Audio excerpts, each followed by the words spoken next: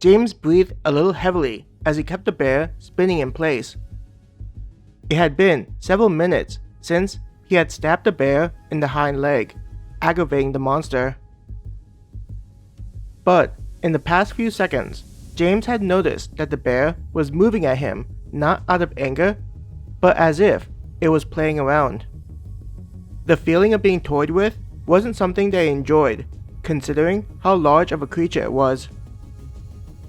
The thought of whether it was trying to come up with a plan to get him crossed his mind. It can't be involving the other bear since the other team is still attacking it. So, what is this thing trying to come up with?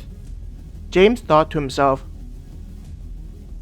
He felt like a man who lost nearly all of his pieces in a game of chess against a grandmaster.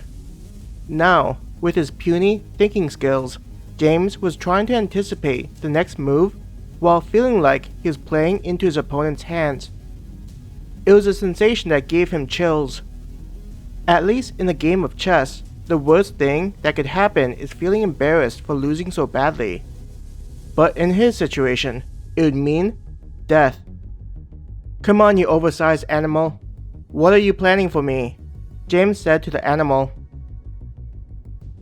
As though understanding what James said to it, the bear seemed to smile.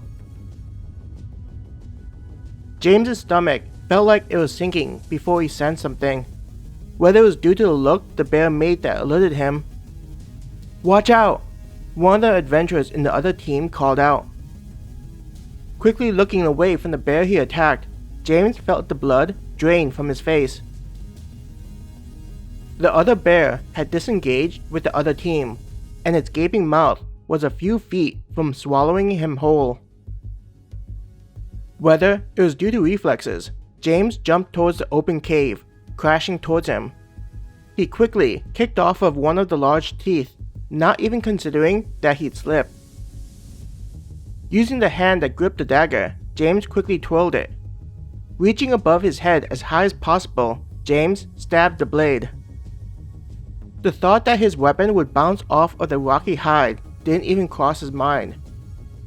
But when he felt the sensation that stabbed into something soft, James's eyes opened wide in shock.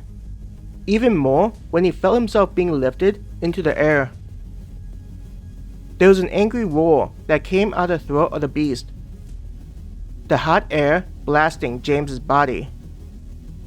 Not even thinking about what had happened, he grunted as he pulled himself up. It took only moments before he understood what occurred and how he was still alive and not being digested.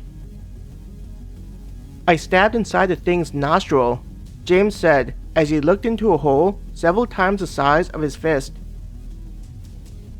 Blood streamed from the monster's nose as James hung for dear life.